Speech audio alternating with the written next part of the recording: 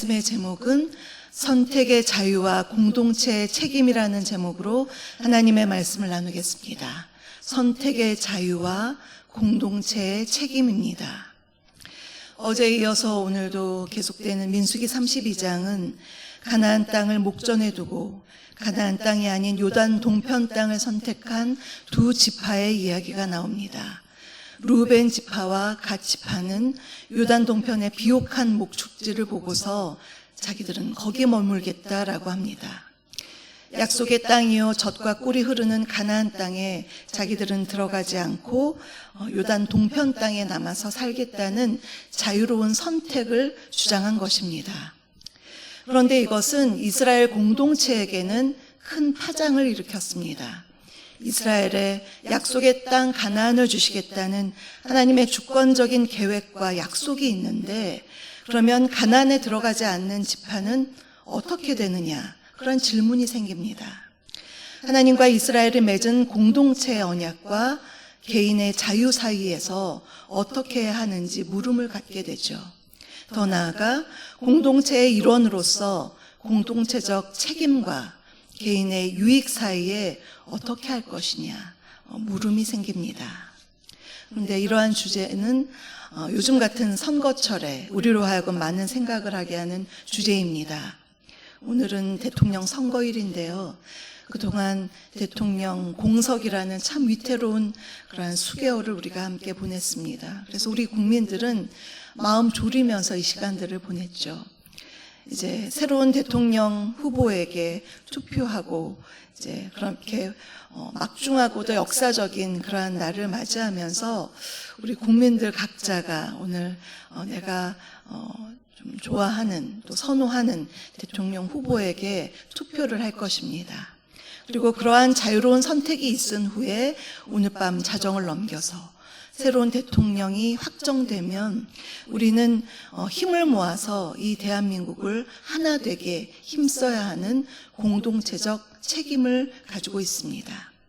이러한 현 시대의 상황을 우리가 생각하면서 오늘 본문을 통해서 우리에게 주시는 메시지 두 가지를 우리가 함께 살펴보겠습니다. 첫째로, 입에서 낸 말은 반드시 실행에 옮겨야 합니다.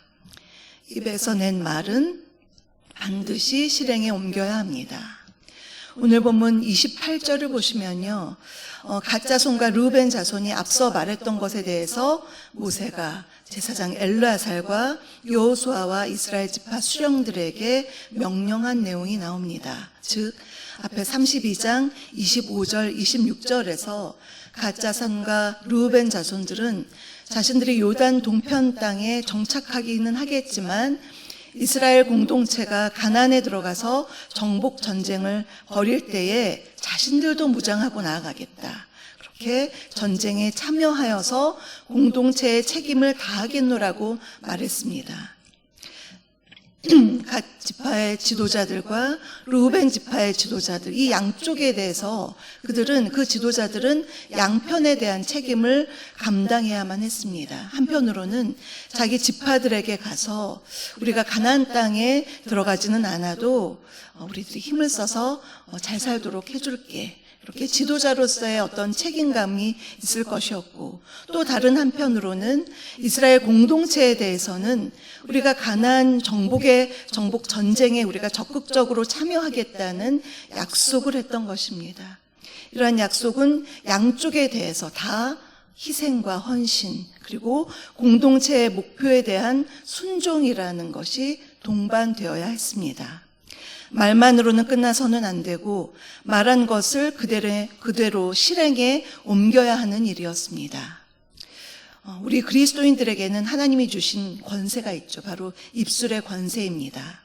그래서 우리는 자신의 입으로 낸 말이 얼마나 중요한가를 늘 생각해야 합니다. 민수기 30장 2절에서 서원에 대한 말씀을 하나님께서 이렇게 말씀하셨습니다. 사람이 여호와께 서원하였거나 결심하고 서약하였으면 깨뜨리지 말고 그가 입으로 말한 대로 다 이행할 것이요, 그렇게 말했습니다.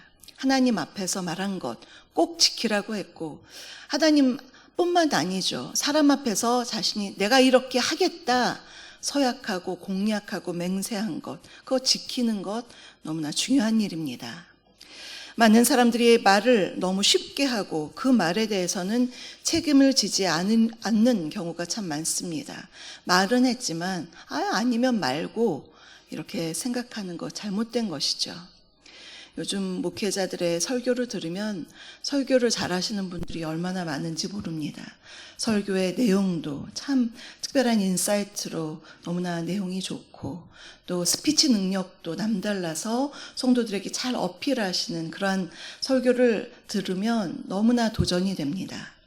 그러면서도 저 또한 한 사람의 설교자로서 계속 생각하는 것은 설교를 잘하는 것도 중요하지만 내가 설교한 대로 내가 살고 있는가, 계속 살아갈 수 있는가, 그것이 저에게 또 목회자들에게 다 도전이 되는 부분일 것입니다. 하나의 숙제 같은 부분이죠. 내가 한 설교와 삶이 일치되고 있는가, 말과 삶이 또 겉과 속이 일치되는 통전적인 삶을 살고 있는가, 이것이 설교자들의 저의 숙제일 것입니다. 목회자만이 아니죠. 오늘 대선을 위해서 그동안 여러 공약들을 펼쳤던 대통령 후보들도 마찬가지입니다. 선거 유세를 통해서 수많은 공약들을 말했을 텐데요. 대통령이 되어서도 정말 그것을 지키려고 애써야 하는 것이죠. 본문에서 르우벤 지파와 갓 지파에게서 배울 수 있는 것은 그들이 모세와 이스라엘 지파들의 요청하고 자기들이 하겠다고 말했던 것을 그들이 그대로 지켰다는 것입니다.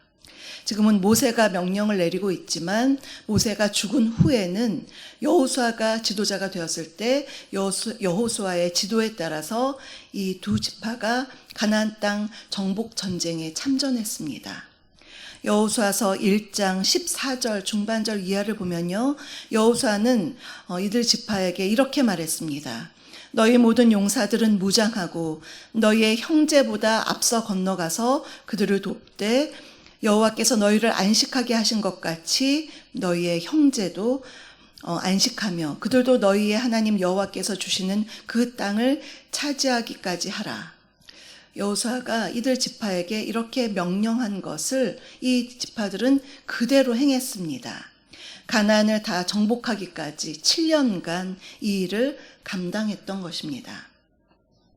이제 이 모든 일을 다 수행한 후에 여호수아 저 뒤쪽에 22장 3절을 보면 여호수아가 이들 지파에게 이렇게 말합니다.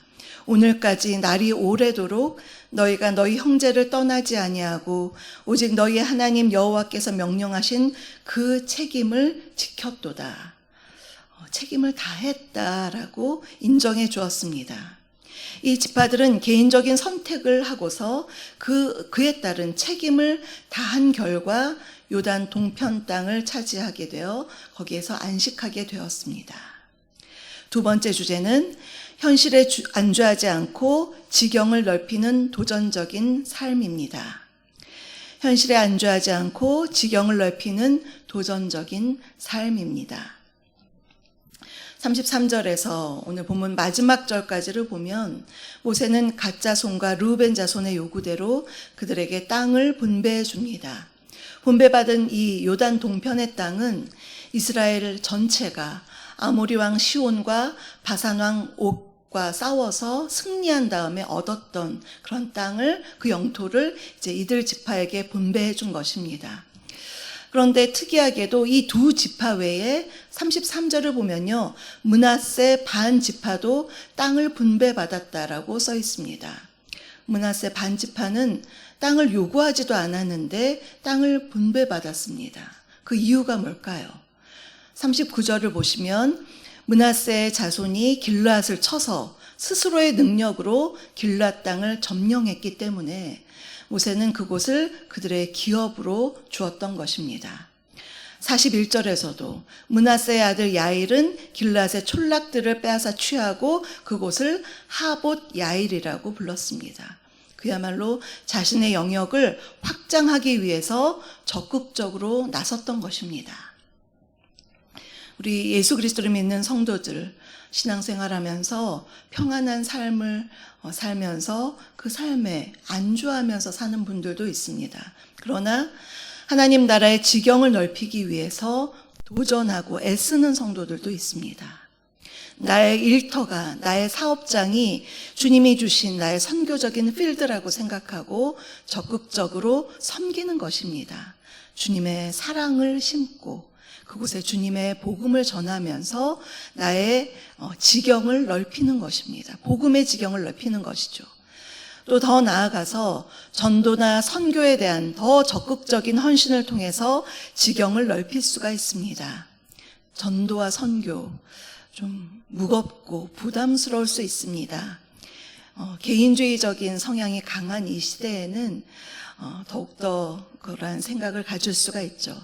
그러나 내가 예수를 믿고 구원받은 자로서, 특별히 하나님의 사랑을 덧입은 빚진 자로서 다른 이들을 구원하고자 하는 열망을 가지고 전도하고 선교하는 일에 정말 책임을 다 감당하는 것, 이것은 하나님 나라의 확장을 위하여서 참으로 아름답게 쓰임받는 일입니다.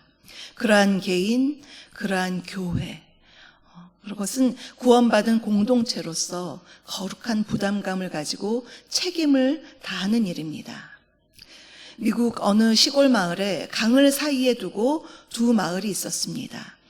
강이 있으니까 두 마을 사람들은 서로 왕래하지 않아서 소외와 고립이 있었습니다. 그러던 중에 어떤 농부가 자기의 땅을 팔아서 그곳에 다리를 놓고 사람들이 자유롭게 왕래할 수 있도록 그렇게 만들었습니다. 이것을 보고 어떤 사람이 그 농부에게 물었습니다. 왜 이렇게 큰 희생을 하셨습니까? 그 농부는 이렇게 말했습니다. 공동체가 하나 되려면 누군가는 다리를 놓아야 합니다. 너무나 귀한 일이죠. 서로 분리되어 있는 둘을 잇기 위해서는 다리를 놓아야 합니다. 이렇게 희생과 헌신으로 다리를 놓는 사람들, 이러한 사람들이 너무나 필요하고 이 시대가 요청하는 사람들입니다. 예수님께서 그러한 화평의 사역을 위해서 이 세상에 오셨기 때문에 그분을 따르는 제자인 우리들 또한 다리를 놓는 사람들이 되어야 하겠습니다. 복음을 모르는 자들에게, 진리를 외면하고 복음에 대해서 무지와 오해 속에 있는 사람들에게 다리가 되어서 복음을 전해주고 소망의 이유를 말해주는 그러한 사람들이 되어야 하겠습니다. 하나님의 나라의 지경을 넓히는 사람들입니다. 사랑하는 성도 여러분, 오늘 우리는 요단 동편 땅을 분배받은 세 지파를 통해서 두 가지 메시지를 함께 살펴보았습니다. 첫째로 입에서 낸 말은 반드시 실행에 옮겨야 한다고 했고, 두 번째로 현실에 안주하지 않고 지경을 넓히는 도전적인 삶입니다. 내가 속한 공동체뿐만 아니라 또한 전도와 선교를 통해서 이렇게 하나님의 지경을 넓히는 데 쓰임받는 것입니다.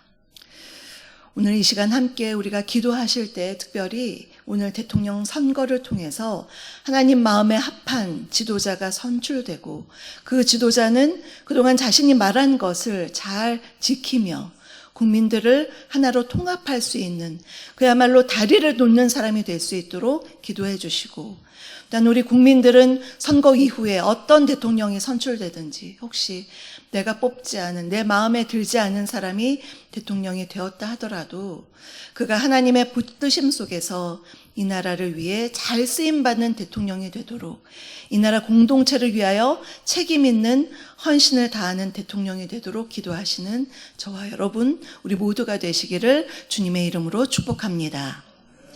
오늘의 말씀을 생각하시면서 찬송가 449장을 함께 부르시겠습니다.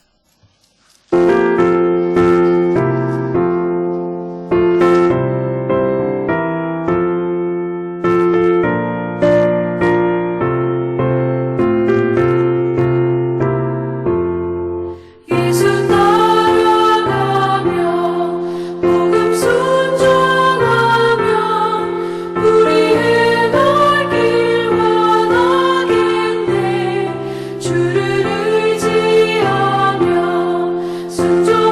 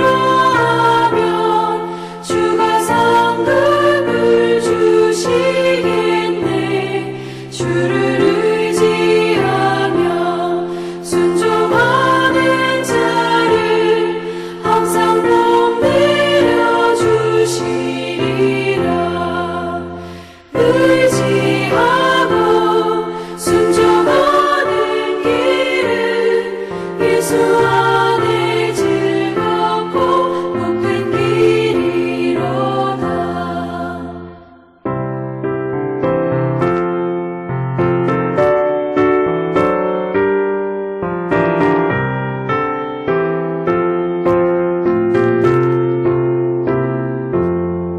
우리 받은 것을 주께 다 드리며 우리 기쁨이 넘치겠네. 주를 의지하며 순종하는 자를 은혜 풍성케 하시리라. 의지하고 순종하는 길은 예수 안에 즐겁고 복된 길이로다. 주를 힘입어서 말씀 잘 배우고 주를 모시고 살아가세. 주를 의지하며 항상 순종하며 주가 사랑해 주시리라. 의지하고 순종하는 길은 예수 안에 즐겁고 복된 길이로다.